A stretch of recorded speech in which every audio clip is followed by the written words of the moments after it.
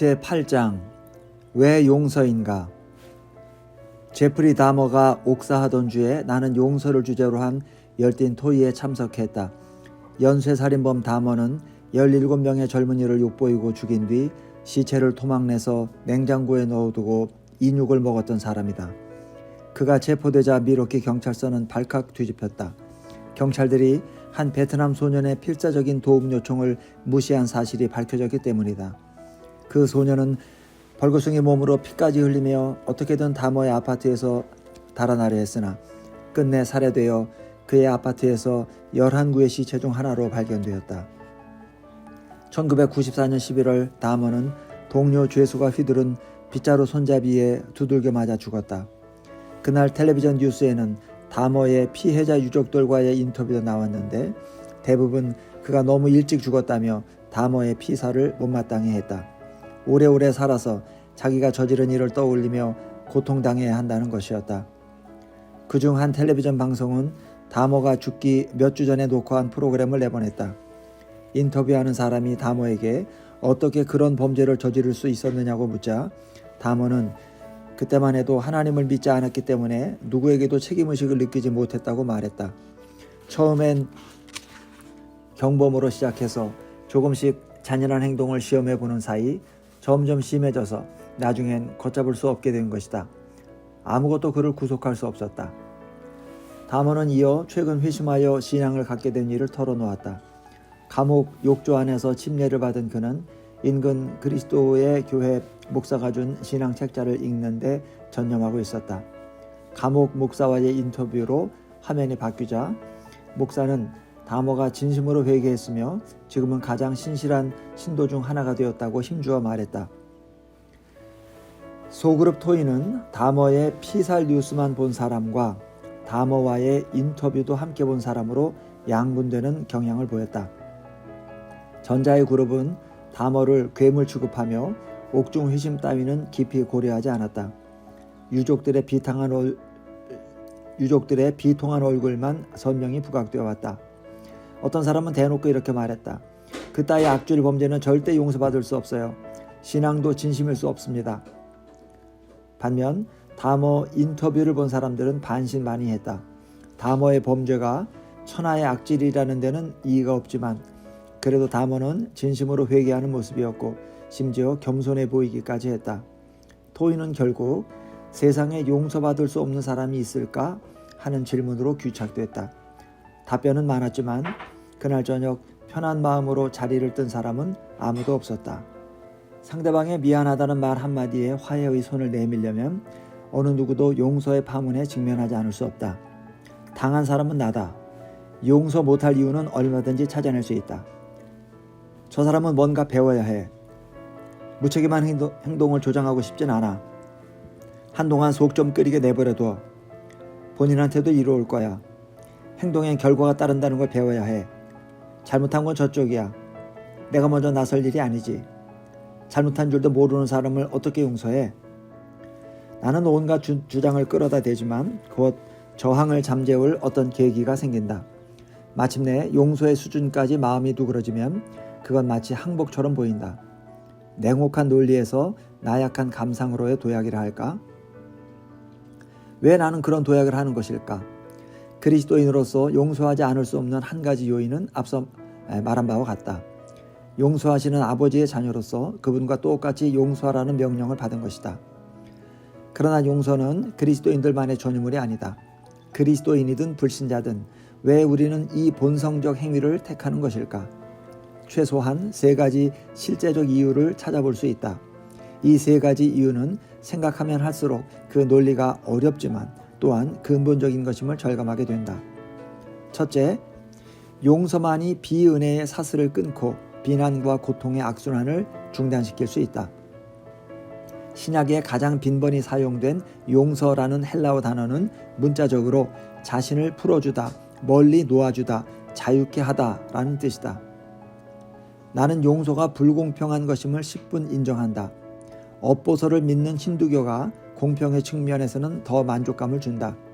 힌두교 학자들은 한 사람의 의가 회복되는데 정확히 얼마나 걸리는지 수학적으로 계산해 보았다. 금생과 내생의 나의 모든 불의에 상응하는 벌을 받으려면 680만 번의 윤회를 거쳐야 한다. 우리는 부부관계 속에서 업보의 과정을 살짝 엿볼 수 있다. 고집이 센 두 사람이 함께 살며 서로 신경을 건드린다. 감정의 줄다리기를 통한 세력 다툼이 그치지 않는다. 어느 날 한 사람이 말한다. 어떻게 자기 어머니 생일을 잊어버릴 수 있어요? 잠깐만, 날짜를 챙기는 건 당신 일이 아니요? 뒤집어 씌울 생각 말아요. 당신 어머니예요. 그래서 지난주에 말했잖소. 좀 이야기해달라고 했는데 왜 이야기 안 한 거요? 정신 나갔군요. 당신 어머니예요. 자기 어머니 생일 하나 기억 못해요? 왜 내가 기억하오? 그것을 알려주는 게 당신 일인데.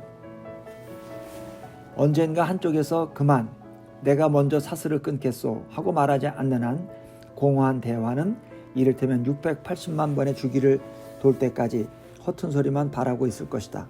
사슬을 끊는 유일한 길은 용서다. 미안해요. 용서해 주겠소? 원한이라는 단어는 사슬이 끊기지 않고 지속될 때 나타나는 현상을 잘 보여준다. 문자적으로 그것은 다시 느낀다는 뜻이다. 상처가 영원히 아물지 못하도록 과거에 매달려 수없이 되뇌이며 딱지가 않게 무섭게 뜯어내는 것이 원한이다. 이 현상은 말할 것도 없이 지구의 최초의 한 쌍으로부터 시작된 것이다. 마틴 루터는 이렇게 말했다. 아담과 하와가 무려 900년 동안 주고받았을 말다툼을 생각해보라. 하와는 당신이 열매를 먹었어요 했을 것이고 아담은 당신이 나한테 주었어 하고 되받았을 것이다. 이런 현상을 현대적 상황에서 보여주는 노벨상 수상작가의 두 편의 소설이 있다. 가브리엘 마르케즈의 콜레라 시대의 사랑은 비누 한 장 때문에 부부 사이가 붕괴되는 모습을 그린 것이다. 욕실에 수건, 화장지, 비누를 챙기는 등 집안을 정돈하는 일은 아내의 몫이었다. 어느 날 아내가 비누를 꺼내 놓는 것을 깜빡 잊자 남편은 단순한 실수를 과장해서 떠벌린다.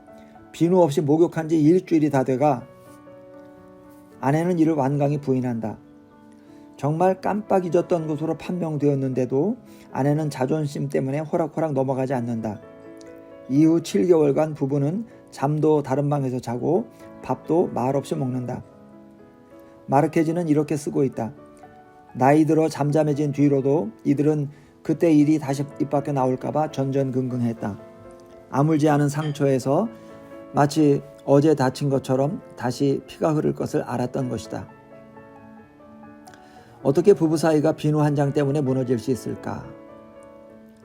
그만, 계속 이럴 순 없어. 미안해요. 용서해줘요. 어느 쪽에서도 그렇게 말하지 않았기 때문이다. 프랑스와 모리아크의 독사들의 매듭에는 결혼 생활 마지막 수십 년을 아내와 떨어져서 마룻바닥에 내려와 잔 한 노인의 비슷한 사연이 나온다. 관계의 틈은 벌써 30년 전에 5살 난 딸이 병들었을 때 남편이 충분한 관심을 보였느냐 아니냐를 두고 벌어진 것이다. 남편도 아내도 먼저 나설 마음이 전혀 없다. 밤마다 남편은 아내가 다가와 주기를 기다리지만 아내는 곁에 오지 않는다. 밤마다 아내는 남편의 접견을 기다리며 잠을 이루지 못하지만 남편은 보이지 않는다. 오래전 시작된 사슬을 누구도 끊으려 하지 않는다. 누구도 용서하지 않는다. 자신의 엮이는 가정 이야기를 쓴 메리 카리의 회고록 거짓말쟁이의 모임을 보면 아내가 설탕을 사는 데 쓴 돈 액수 때문에 부부싸움을 한 뒤 이혼은 안 했지만 40년간 아내와 말을 하지 않고 지낸 삼촌의 이야기가 나온다. 어느 날 그는 통나무 자르는 톱으로 집을 정확히 2등분했다. 그리고 잘린 면에 널판지를 대고 못을 박은 뒤 그중 하나를 너저분한 소나무 숲 뒤편에 같은 면적의 대지로 옮겼다. 남편과 아내 두 사람이 남은 평생을 반쪽으로 잘린 집에서 산 것이다. 용서의 출구가 있다. 용서로 책임 소재와 공평성의 문제가 일수되는 것은 아니지만 관계의 새 출발은 얼마든지 가능하다. 솔제니치는 바로 이 점이 인간의 동물과 다른 점이라 말했다. 사고력이 아니라 회개와 용서의 능력이 인간을 인간이 되게 한다. 냉혹한 본성의 법을 초월하는 가장 비본성적 행위는 오직 인간만이 할 수 있다. 본성을 초월하지 못하면 스스로 용서하지 못하는 사람의 손아귀에 붙들려 노예가 된다. 이 원리는 상대방이 전적으로 잘못해서 내가 무죄할 경우에도 똑같이 적용된다. 아무리 죄가 없어도 상처를 떨치지 못하는 한 그 상처에 매이기 때문이다. 상처를 떨칠 수 있는 길은 용서뿐이다. 오스카 히줄로스의 아이브스 씨의 크리스마스는 어떤 남자가 자기 아들을 살해한 라틴계 범인에 대한 원한에 시달리다 못해 마침내 용서하게 된다는 통쾌한 소설이다. 아이브스 자신은 잘못이 없었지만 아들의 죽음은 수십 년간 그를 정서적 감옥에 가두었다. 가끔 상상의 나래를 펴서 용서 없는 세상을 그려볼 때가 있다. 자식마다 부모에게 원한을 품고 집안마다 불화를 대물림한다면 어떻게 될까? 나는 이미 한 집안, 데이지, 마가렛, 마이클을 괴롭혀온 비은혜의 독소를 소개한 바 있다. 나는 이 세 사람을 각기 따로 잘 알고 존경하며 좋아한다. 그러나 유전부호가 거의 동일한 사람들임에도 불구하고 지금 이들은 한자리에 앉을 수 없다.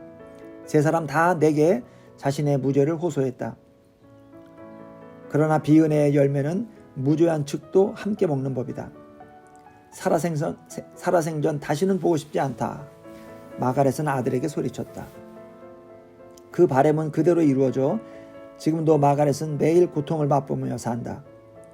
내 입에서 마이클이라는 단어가 나올 때마다 실눈이 되면서 턱이 굳어지는 모습에서 나는 그 고통을 엿볼 수 있다.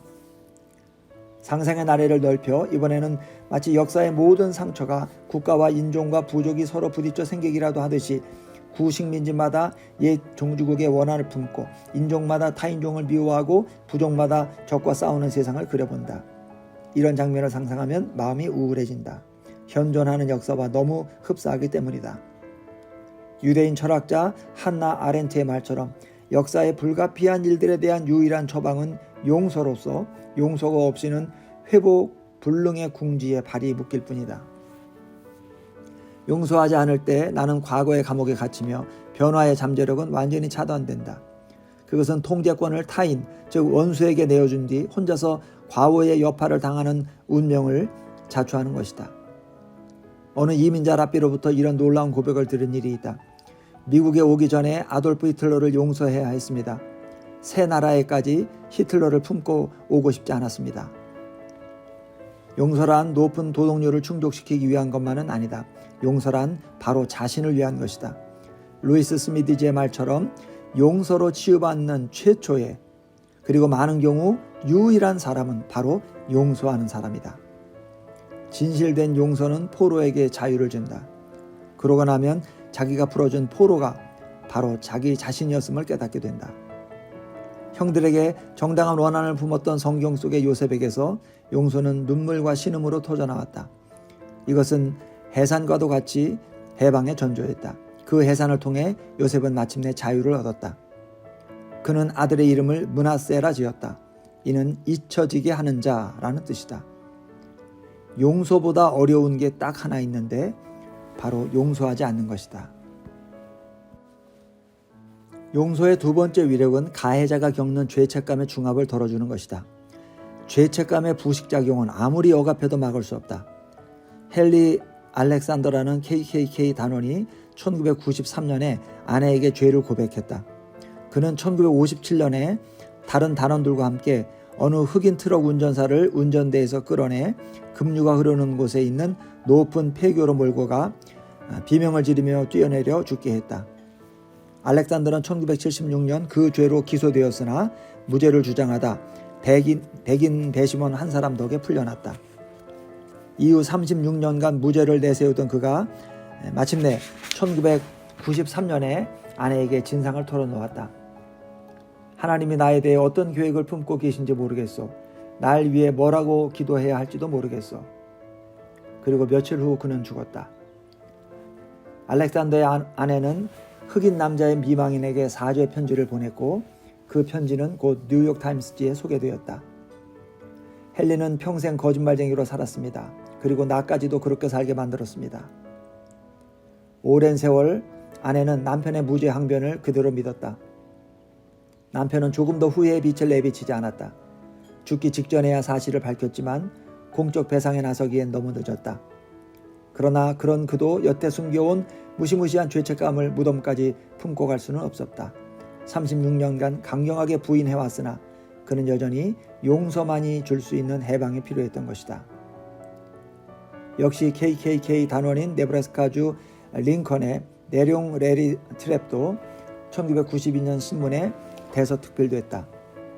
인종 혐오를 청산하고 나치 깃발을 찢어 없애며 몇 상자나 되는 혐오 책자를 폐기한 것이다. 캐트린 웨터슨의 책 검이 아니라에 나오는 것처럼 트랩은 어느 유대인 성악가 가족의 용서와 사랑에 굴복하고 말았다. 트랩은 그들에게 유대인 대학살을 부인하고 코쟁이 유대인을 조롱하는 괴문서도 보내고 집으로 전화를 걸어 폭력을 행사하겠다는 협박도 일삼고 유대교 성전을 폭탄의 관역으로 삼기도 했으나 이 성악가 가족은 한결같이 그에게 동정심과 관심을 베풀었을 뿐이다. 어려서부터 당뇨가 있던 트랩은 휠체어를 타고 다녔고 빠른 속도로 시력을 잃어갔다. 그러자 성악가 가족은 그를 집으로 불러 보살펴 주었다. 트랩은 후에 이렇게 말했다. 너무나 큰 사랑을 베풀어 주어 나도 사랑하지 않을 수 없었습니다. 그는 인생의 마지막 몇 달을 각종 유대인 단체와 전미 흑인 지위향상 협회를 비롯 자기가 미워했던 숱한 이들에게 용서를 구하며 보냈다. 최근 전 세계 관객들은 뮤지컬 레미제라블을 통해 무대에서 펼쳐지는 용서의 드라마를 지켜보았다.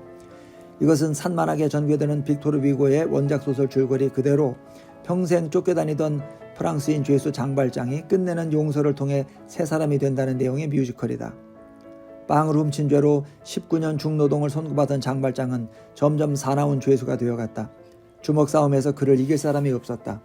그의 의지를 꺾어놓을 사람도 없었다. 드디어 출소의 날이 왔다. 그러나 당시 죄수들은 신분증을 가지고 다녀야 했기에 어느 여관 주인도 이 위험한 전과자를 받아주려 하지 않았다.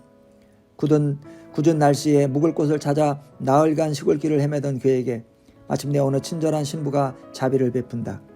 그날 밤 장발장은 너무 편안한 침대에 가만히 누워있다가 신부와 그 누이가 잠자리에 들자 침대에서 일어나 찬장을 뒤져 가족 은잔을 훔쳐서는 어둠 속으로 슬며시 달아난다. 이튿날 아침 경찰 3명이 장발장을 끌고 와 신부의 집 문을 두드린다. 훔친 은잔을 들고 달아나던 범인을 붙잡은 것이다. 그들은 이 악당을 평생 사슬에 묶어놓을 태세였다. 그러나 신부의 반응은 누구도 예상하지 못한 것이었다. 특히 장발장은 말할 것도 없었다. 다시 오셨군요. 신부는 장발장에게 큰 소리로 말했다. 참 다행입니다. 제가 촛대까지 드렸던 걸 잊어버리신 모양이죠? 그것도 은이라서 족지 200프랑은 나갈 겁니다. 깜빡 잊고 놓고 가셨나요? 장발장은 눈이 휘둥그레졌다. 그저 말로 표현할 수 없는 심정을 눈빛에 담아 노 신부를 쳐다보고 있을 뿐이었다. 신부는 경찰에게 장발장은 도둑이 아니라고 했다. 이 은자는 제가 선물로 준 겁니다. 경찰이 떠나자 신부는 이제는 아예 할 말을 잃은 채 떨고 있는 손님에게 촛대를 주며 말한다. 그 돈을 정직한 사람이 되는 데 쓰시기로 저와 약속한 것을 절대 잊지 마십시오. 잊으시면 안 됩니다. 인간의 모든 복수 본능을 넘어선 신부의 행동의 위력에 장발장의 삶은 완전히 달라진다. 용서의 정면으로 부딪히자 영혼의 철벽 방어막마저 눈 녹듯이 쓰러진 것이다. 촛대를 은혜의 소중한 상징물로 간직한 그는 어려운 이들을 돕는 데 여생을 바친다. 위고의 소설에는 실은 용서에 대한 2가지 비유가 담겨 있다. 정의밖에 모르는 형사 자베르는 그 후 20년간 매몰차게 장발장의 뒤를 밟는다. 장발장이 용서받고 새 사람이 되자 그는 복수를 갈망한다. 장발장이 자베르의 목숨을 건져주던 날 그는 자신의 흑백 논리 세계가 붕괴될 조심을 느낀다. 본능에 역류하는 은혜 앞에 속수무책인데다 자기 안에 그에 상응하는 용서가 없음을 안 그는 세네강 다리에서 몸을 던진다. 신부가 장발장에게 베푼 것 같은 관대한 용서는 가해자 측의 변화를 가능하게 한다. 루이스 스미디지는 이 영적 수술 과정을 다음과 같이 상술했다. 용서한다는 것은 곧 잘못을 범한 사람에게서 그 잘못을 도려내는 것과 같다. 그 사람에게서 상처 입힌 행위를 떼어내어 그 사람을 재창조하는 것이다. 전에는 상대를 가해자로 못 박았으나 이제 그러한 생각에 변화가 생긴다. 내 기억 속에서 상대의 모습이 거듭나기 때문이다. 이제는 그 사람이 나한테 상처 입힌 자가 아니라 나를 필요로 하는 자로 보인다. 나를 밀쳐낸 자가 아니라 나에게 속한 자로 느껴진다. 전에는 상대를 악에 능한 자로 낙인 찍었으나 이제는 그가 도움을 요하는 약자로 보인다. 과오를 범하여 내 과거에 아픔을 준 사람을 재창조함으로써 내 과거까지 재창조한 것이다. 스미디즈는 이어 여러 가지 주의사항을 덧붙인다. 그에 따르면 용서란 그냥 눈 감아주는 것과는 다르다. 가해자를 용서하고도 그 과실에 대해서는 정당한 처벌을 받게 할 수 있다. 그럴지라도 용서의 경지에 이를 수만 있다면 내 안에는 물론 내게 잘못을 범한 사람 속에도 그 치유의 힘이 흘러들게 되어 있다. 도심에서 사역하는 내 친구 하나가 회개하지 않은 자들을 용서하는 것이 과연 의미 있는 일인지 의문을 제기해왔다. 그는 아동학대, 마약, 폭력, 매춘 등의 악의 결과를 날마다 보며 살고 있다. 잘못인 줄 알면서도 지적하지 않고 용서한다면 결국 난 뭘 하고 있는 거지? 사람을 자유케 하는 게 아니라 오히려 악을 조장하는 게 아닐까? 그가 던진 물음이다. 친구는 자기가 접하는 사람들의 사연을 들려주었다. 과연 용서의 한계를 넘어선 것 같은 이들도 있었다. 그러나 나는 신부가 과오를 인정하지도 않은 장발장을 용서하던 그 감동적인 장면을 잊을 수 없다. 용서에는 법과 정의를 넘어서는 이상한 힘이 있다. 나는 레미제라블을 읽기 전에 역시 프랑스 작가인 알렉산드르 듀마의 몬테크리스토 백작을 읽은 적이 있다. 이는 한 피해자가 자기에게 누명을 씌운 네 사람에게 아주 절묘한 복수를 가한다는 내용이다. 듀마의 소설이 정의감을 자극했다면 위고의 소설은 은혜를 일깨워 주었다. 정의에는 선하고 의롭고 합리적인 힘이 있다. 반면 은혜의 힘은 다르다. 은혜는 세상에 물들지 않은 사람을 변화시키는 초자연적인 힘이다. 로스앤젤레스 남부 폭동 때 구타당한 트럭 운전사 레지날드 데니가 이 은혜의 힘을 잘 보여주었다. 두 남자가 벽돌로 트럭 유리창을 부수고 그를 운전대에서 끌어내 얼굴 한쪽이 움푹 파일 때까지 깨진 병으로 때리며 발길질하는 장면이 헬리콥터 비디오에 잡힌 것을 온 국민이 지켜보았다. 법정에서도 범인들은 전혀 뉘우치는 기세가 없이 금방이라도 싸울 듯이 고자세로 앉아 있었다. 전 세계 대중매체가 지켜보는 가운데 아직도 부어올라 흉한 얼굴을 한 레지날드 데니가 변호인단의 만류를 뿌리치고 두 피고의 어머니들이 있는 곳으로 가서 그들을 껴안고는 자기는 두 사람을 용서했나라고 말했다. 그들은 데니를 끌어안았다. 한 어머니는 데니에게 사랑한다는 말까지 했다. 나는 저만치 수갑을 차고 앉은 두 냉담한 피고에게 그 장면이 어떤 영향을 미쳤는지는 모르나 그 용서가, 아니 용서만이 그 가해자들의 마음을 녹일 수 있음을 분명히 안다. 동료 직원이나 아내가 조용히 나를 찾아와 교만과 고집으로 자백하지 못하는 내 과실에 대해 용서를 베풀 때 그것이 내게 미칠 영향도 10분 알 것 같다. 자격 없이 거저 받는 용서는 구속을 끊고 죄책감이라는 무거운 짐을 날려버린다. 신약에는 부활하신 예수님이 베드로의 손을 잡고 3번에 걸친 용서의식을 행하시는 장면이 나온다. 베드로는 평생 하나님의 아들을 배반한 야비한 자라는 죄책감을 품고 살 필요가 없었다. 천만의 말씀, 그리스도는 그 변화된 죄인들을 기초로 그분의 교회를 세우실 참이었다. 용서는 비난의 악순환을 끊고 죄책감의 중압을 덜어준다. 용서하는 자를 가해자와 같은 편에 놓는 놀라운 연계를 통해 그 두 가지 일이 이루어진다. 우리는 용서를 통해 자신이 생각만큼 가해자와 다르지 않음을 깨닫게 된다. 시몬 베이유는 말했다. 나라는 존재도 실은 생각과는 다른 모습이다. 그것을 아는 것이 용서다.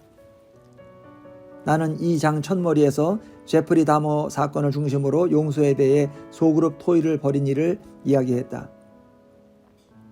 그런 토의가 흔히 그렇듯이 그날의 대화도 각자의 실생활 사례를 벗어나 자꾸만 추상적이고 이론적인 쪽으로 헛돌았다.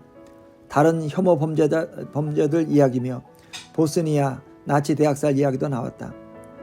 그러다 우연히 이혼이라는 말이 나오자 레베카가 불쑥 입을 열어 다들 깜짝 놀랐다. 레베카는 조용한 여자로 함께 모인 몇 주 동안 입을 여는 일이 거의 없었다. 그런데 이혼 이야기가 나오자 자청해서 자기 이야기를 털어놓았다. 레베카는 수련의 강사로 꽤 잘 알려진 목사와 결혼했다. 그러나 알고 보니 남편에게도 추한 면이 있었다. 그리고 이에 대해 레베카에게 용서를 구할 때도 있고 그렇지 않을 때도 있었다. 그러다 그는 레베카를 버리고 줄리안이라는 여자한테 갔다.